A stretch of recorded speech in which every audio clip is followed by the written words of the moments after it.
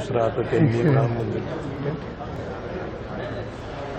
काय चित्रपट पाहिला नेमकं कसं वाटतं तुम्हाला, काय सांगता? अतिशय उत्तम चित्रपट आहे. सावंत फुलेंचं जे आयुष्य आहे त्याच्यातले आयुष्यातले महत्त्वाचे प्रसंग आहेत ते वास्तव रूपानं या ठिकाणी दिले. कुठेही अतिशयोक्ती नाही आणि ज्या त्यांच्या आयुष्यातल्या गोष्टी येण्याची आवश्यकता होती त्या सगळ्या याच्यामध्ये आलेल्या. महात्मा ज्योतिबा फुल्यांच्यावर आचार्य अत्रेंनी सुद्धा अतिशय चांगला चित्रपट काढला होता. पण त्या काळाचं एकंदर चित्रपटसृष्टीचा एक स्तर होता त्यापेक्षा हल्ली त्याच्यात फार सुधारणा झाली आणि त्याची नोंद निर्मात्यांनी याच्यामध्ये घेतलेली आहे. आणि त्यामुळं हा चित्रपट ते अतिशय प्रभावी रीतीनं दाखवू शकेल. मला स्वतःला असं वाटतं की राज्य सरकारला विनंती केली पाहिजे, आम्ही बोलू महाराष्ट्रातल्या सगळ्या शाळेमध्ये हा चित्रपट दाखवला पाहिजे.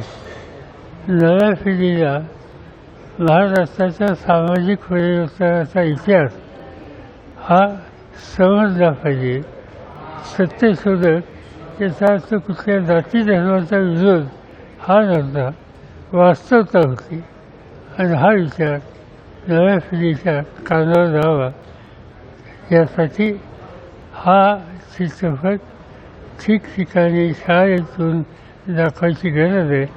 आज त्याची आवश्यकता आहे. एका बाजूने आज या देशात एकदम आपण 50-100 वर्ष मागं जाऊ का काय अशी एक स्थिती दिसते.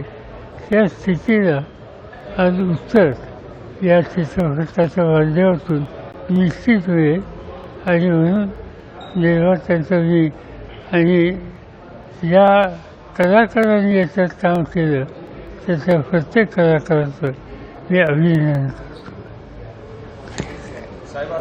महात्मा फुले आणि महात्मा फुले आणि सावित्रीबाईंनी ज्या स्वरूपाचं काम केलं ते आज देखील त्याची आवश्यकता आहे असं वाटतं का?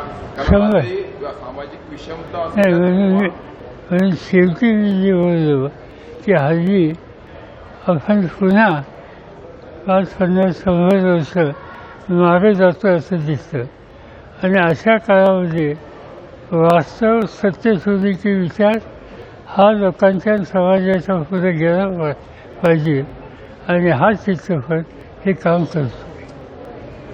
चला. पंतप्रधान नरेंद्र मोदी महाराष्ट्र दौऱ्यावर आहेत आणि आज एका पुलाचं उद्घाटन झालं पण तिथे नितीन गडकरी नव्हते. ज्या खात्याचे मंत्री असताना नितीन गडकरी त्या ठिकाणी नितीन गडकरी आणि माझा कार्यक्रम आज होता. तो कार्यक्रम 3 महिन्यापूर्वी ठरला होता आणि त्याप्रमाणे आमच्या कार्यक्रमाला आले. साहेब आज त्यांनी बोलताना असंही म्हटलं की 2014च्या आधी जे काही काम होत होतं ते खूप रेखाळलेले होती. म्हणजे जो आज साधे सेतूचं उद्घाटन झालेलं आहे आणि तुमच्या काळात जो वरळी सिलिंग बांधण्यात आलेला होता त्याची तुलना त्यांनी केलेली आहे. घोटाळे सगळे तुमच्या काळामध्ये झालेले आहेत. मी तर भाषण काय ऐकले नाही, ते ऐकल्या मी काम केली. चल हिंदीमध्ये यायला पाहिजे का? नाही काय जाऊ. लोकशाही मराठी ऐका, पहा, जागरूक रहा.